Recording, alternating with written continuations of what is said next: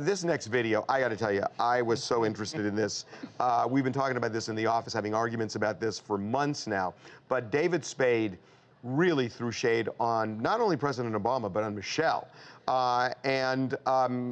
Suffice it to say, this is what he said when we got him outside of Craig's over the weekend.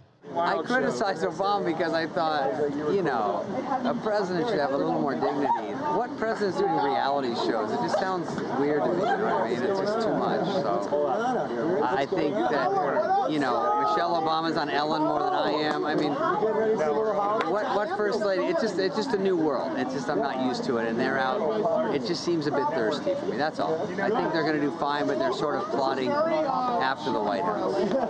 When he's trying to get in the mix, like, I want to present at the MTV Awards. Like, all right, guy, you relax, you got it. He's kidding about the MTV Awards, but he is serious about all the other stuff. And I think what he said, that they're plotting their next move after leaving the White House, I think is true. I know this is your whole big theory here. You think that the Obamas are going to come take over Hollywood. I know you're smiling, but maybe I'm right. But maybe I'm right. You could be right.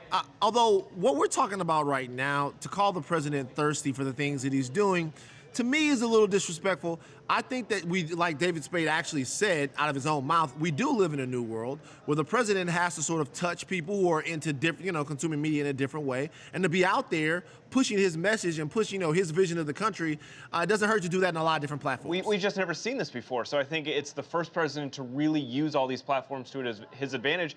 Maybe the next president will do the same thing. I understand that, but David Spade's point is, look, you know, you say that Obama needs to reach people. The president of the United States has more of an ability to reach people on his terms whenever he wants more than anybody in the country, and probably the world. Sure he does. No, he doesn't, because now we live in an on-demand world where you can relate to people exactly how you want to relate to them. Being on Bear Grylls is not on demand. Well, it depends. Well, it's on demand because you only watch it if you want to. You see what I'm saying? Well, you can do that on anything. No, he could go on anything. This situation, you have people. What I'm saying is, you reach them via their core interests. When the president would do an address or we would talk, a lot of people aren't into that. But if they see you where they like you, they're more likely to listen to you because they have so many different choices now. You can do it on Twitter, you can do it on the internet, you can do it all these other places. So you really want to touch people where it is that they consume media and messages. I think being varied in that is actually smart. I get Ellen, but I don't get Bear Grylls. Bear Grylls is something that people watch. No, I know, but they watch everything. They watch us. Yeah, but they might not watch Ellen. They might watch Bear Grylls. But here's the thing, though. We don't have Obama. Bear Grylls has Obama. No, I know. So they're going to go and see him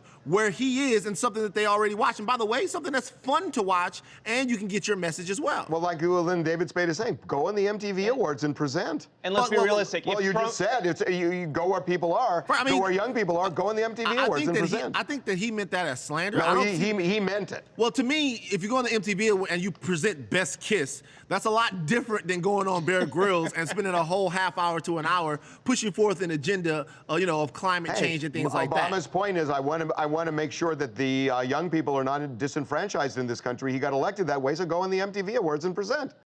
Hi guys, it's Ivory from Baltimore, Maryland. Basically, I just think we need to sprinkle some sugar on Mr. David Spade because he just sounds salty. I think after our president finishes his term in office, he'll probably have a better career in comedy than him. And he's just a little bit jealous, you know. But don't come for our president because he didn't send for you, sir. So. Can I ask you a question, Ivory?